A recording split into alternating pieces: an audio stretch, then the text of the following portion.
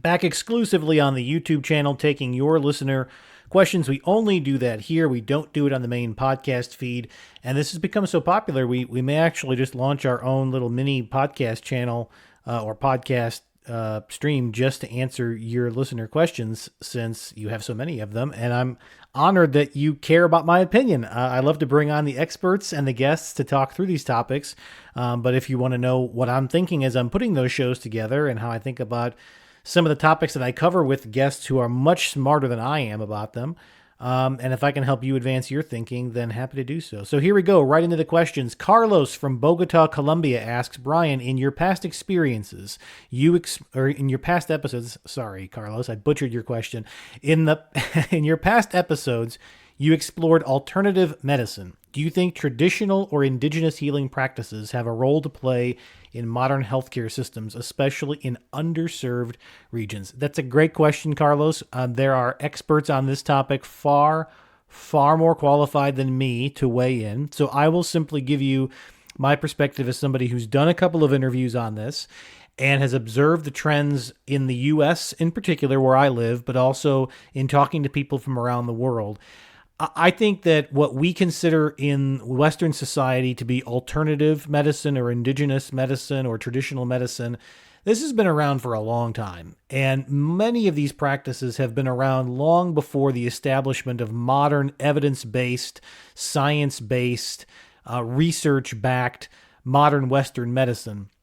Here's the biggest key that I would say between where modern Western medicine has drifted and where alternative, traditional, and indigenous healing practices came from.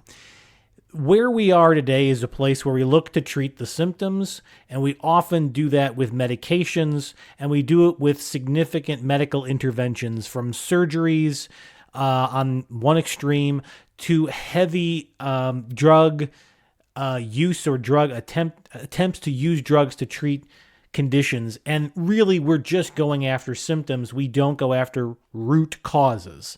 So to give an example of this, instead of really getting to the root cause of, some of the joint pain or some of the inflammation or some of the challenges that people have with flexibility as they get older, a lot of which can be helped through just the right exercises, a better diet, and some better lifestyle choices, we often just prescribe ever more powerful anti-inflammatories, some of which are over-the-counter, some of which are prescription. Or we have, recommendations for surgery to deal with a joint issue that might be better dealt with through the proper stretching exercises, or even through something that is more Western medicine-y, like physical therapy. So all I would say on this is that I think there has been a trend for a long time towards science-based interventions that point us towards significant procedures and drug use to deal with symptoms. And now there's much more of an interest in solving root cause problems, and alternative medicine is really all about getting to root causes. So whether or not every one of those things, like acupuncture or, spiritual healing and all of those things, whether they actually work or not, is a little bit beside the point of the trend. The overall trend is getting to root causes, and whether alternative medicine has better answers or not, whether traditional treatments have better answers or not, what we know is that at least there's an attempt to try to get to the core of the problem that you're dealing with and address that core. Whereas unfortunately, so much of the modern medical establishment is just chasing symptoms, trying to make you feel better for an afternoon, and then you're back to where you were in the beginning without ever having scratched the surface of the root cause. The other thing I'll say on this too is that the perspective of traditional, let's call them healers or traditional practitioners of medicine, is to look at the whole person, mind, body, and spirit for that matter. Whereas traditional medicine has really, modern Western medicine has really broken down into specialties. Not only do you not look at the mind-body connection, you don't even look at the dental-visual connection. You don't even look at the connection between socioeconomic conditions and, people's health outcomes. They don't even sometimes look at the distinction between somebody who's a cardiologist and somebody who's an oncologist, and there's a clashing in how they look at the human body because they're only looking at certain processes. So all of it to say that I do think we're going to see an increasing trend of people across the world exploring these traditional healing practices, if only because they feel like the modern system has let them down.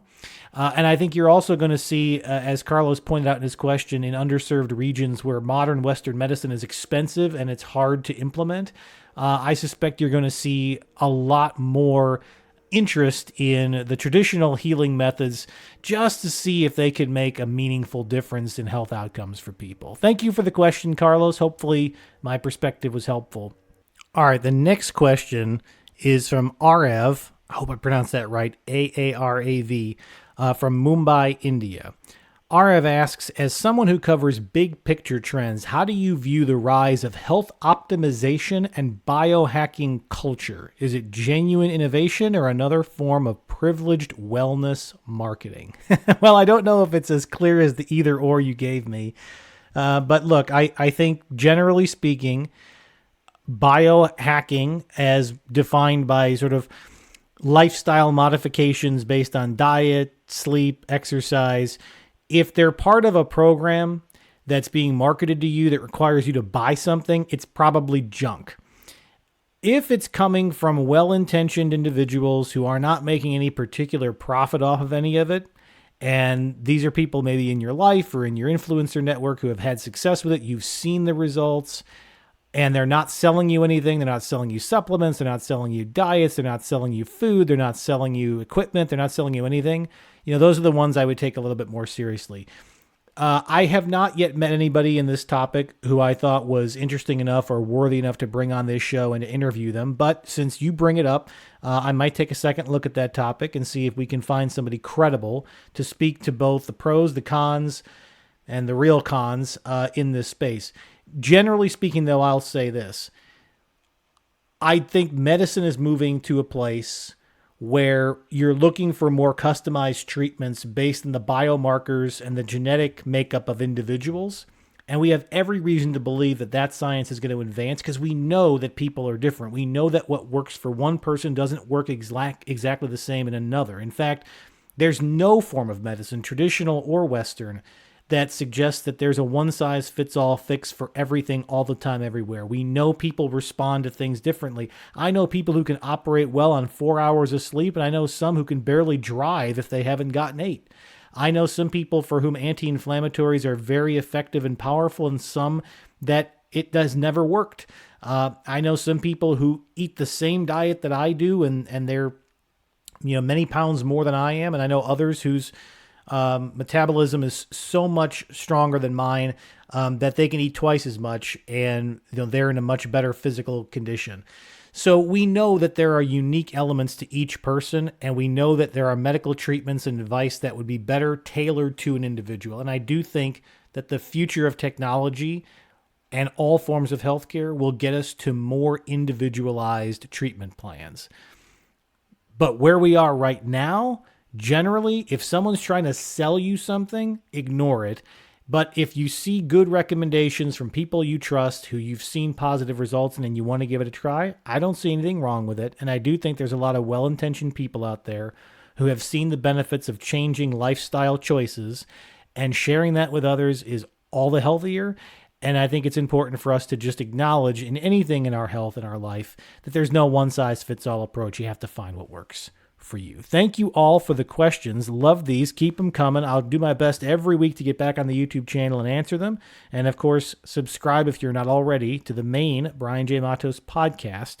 New episodes have already launched this season. We have more coming, and that's the best place to keep up with me. Of course, you can follow me on social media channels. You can follow my website as well. And of course, send your questions to info@brianjmatos.com. Talk to you all again soon.